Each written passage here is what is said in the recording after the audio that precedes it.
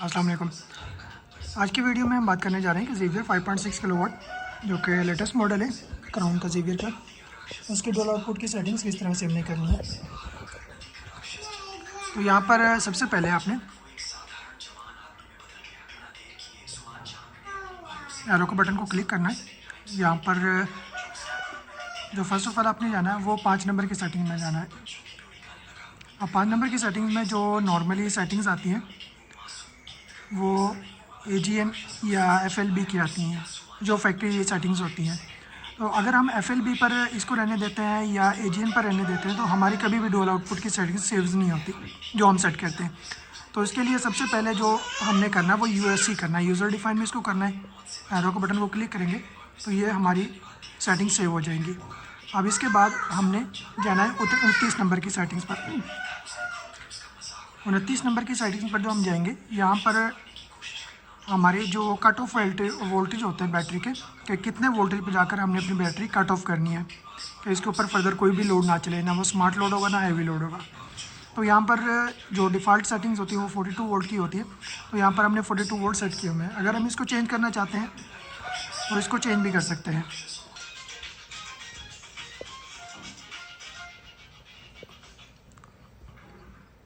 हम आगे 29 पे आके हमने यहाँ पर 42 वोल्ट है, तो इसको हमने जब सेट करना है तो इसको कम ज़्यादा कर सकते हैं। ये वो वोल्टेज है जहाँ पर आकर हमारा स्मार्ट लोड बंद होगा।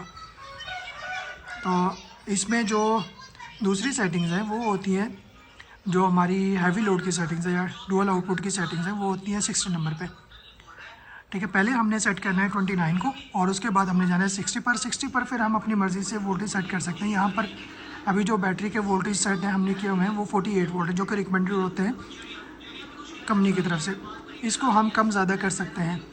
अभी यहाँ पर इसके कम या ज़्यादा करने का फ़ायदा या नुकसान आपको क्या है, आप इसको मर्ज़ी से सेट कर सकते हैं। अभी अगर मैं बात करूँ इसको ज़्यादा करने का, तो इसको अगर हम सेट कर देते हैं 50 पर, 50 का मतलब ये है कि हमारे 54 से 50 पर जैसे वोल्टेज आएंगे तो ये हैवी लोड को बंद कर देगा, जिसमें हमारे AC और फ्रिज मोटर वगैरह जो हमने हैवी लोड चीज़ें रखी होती हैं।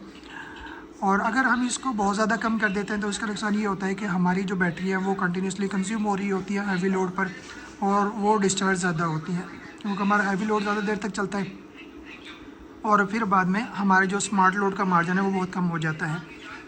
तो यहाँ पर जो रिकमेंडेड सेटिंग्स हैं वो 48 वोल्ट हैं, तो हम इसको 48 पर सेट कर देते हैं।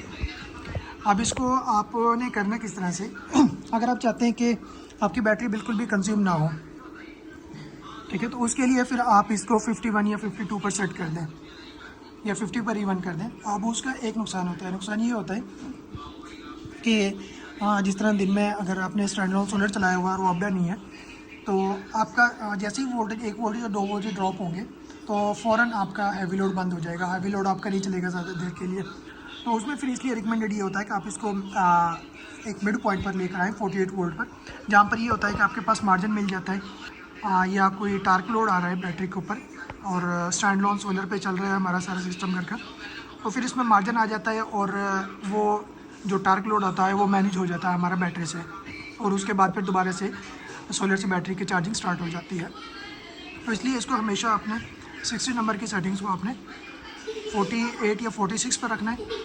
और उसके बाद जो हमारे पे मार्जिन होगा स्मार्ट लोड के लिए, और अब यहाँ पर 48 है तो हमारे पास जो मार्जिन आ जाएगा वो 42 तक है। डैट मीन्स के तकरीबन 6 वोल्ट का हमारे पास मार्जिन है जिस पे हमारा स्मार्ट लोड चलता रहेगा।